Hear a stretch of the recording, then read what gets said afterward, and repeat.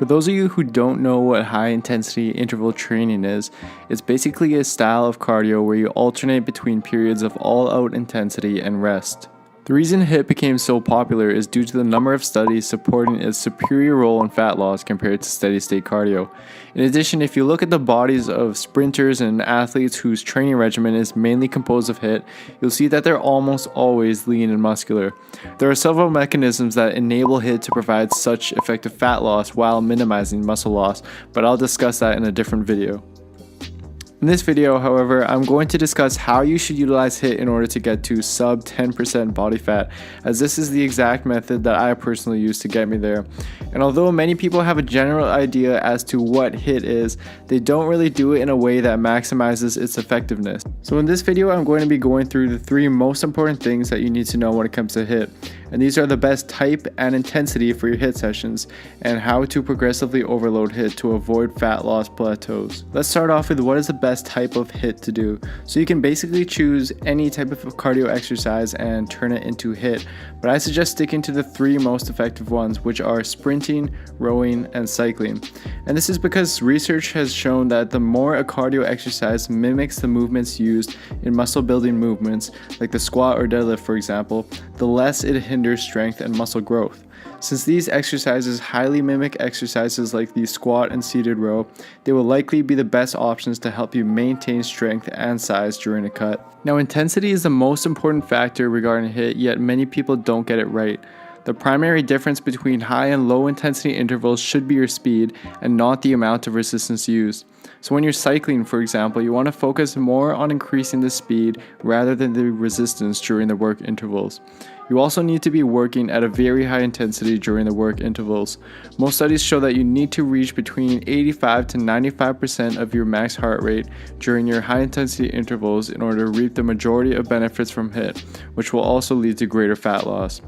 You can tell if you're at this level of intensity if you've reached a point where you can't comfortably hold a conversation because you're breathing so heavily to get as much air into your body as possible. And the goal of HIIT is to stay at this high intensity for as long as possible during the work intervals, while still being able to reach this high intensity again for several more cycles. The higher intensity your work intervals are, and the longer your work intervals are at that intensity, the more effective the HIIT workout will be. I suggest that a good starting point is to perform your work interval at 80% of your maximum intensity for 20 seconds and use a work to rest ratio of 1 to 2.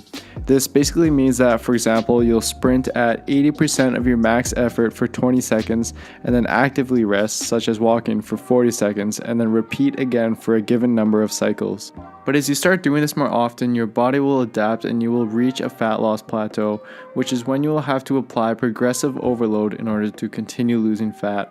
You can do this using 5 variables: increasing the intensity of your work intervals, increasing the time of your work intervals, decreasing the time of your rest intervals, increasing the number of cycles you do, or increasing the frequency of your workouts. To make this simple, I'm going to use an example of how you would progressively overload HIIT using the 5 variables. Let's use John as an example. John is sitting at around 15% body fat and is ready to get under 10% body fat for the first time in his life. John already has a solid cardiovascular base and often does steady state cardio, but has never experimented with HIIT. Let's say that he really likes cycling, so he decided to stick to that form of HIIT, but keep in mind that you can always switch up the exercise you use for HIIT.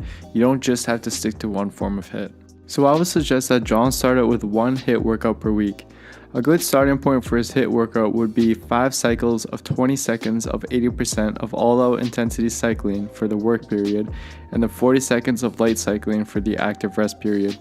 After around 2 weeks of this, John should increase the frequency of his workout from 1 time per week to 2 times per week and do this for another 2 weeks.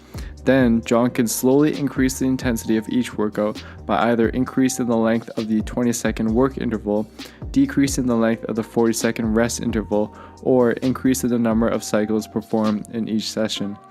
Let's just say that he decides to increase the work interval to 30 seconds, decrease his rest interval to 30 seconds, and increase the number of cycles performed to 7 cycles.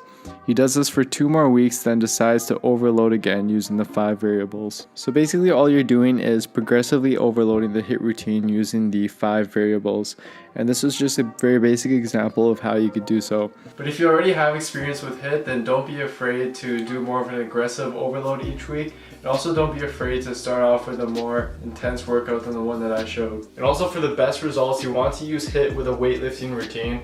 And you can also use low intensity steady state cardio on rest days or days that you don't perform HIIT. And lastly, remember that you always want to do a proper warm up and cool down period before each HIIT session, since HIIT is really intense and you want to make sure your joints and your muscles are properly warmed up before you work out. And that's basically it for the video. I hope you enjoyed it. If you have any questions, then don't be afraid to leave a comment down below. And don't forget to like the video and subscribe to my channel. Thanks.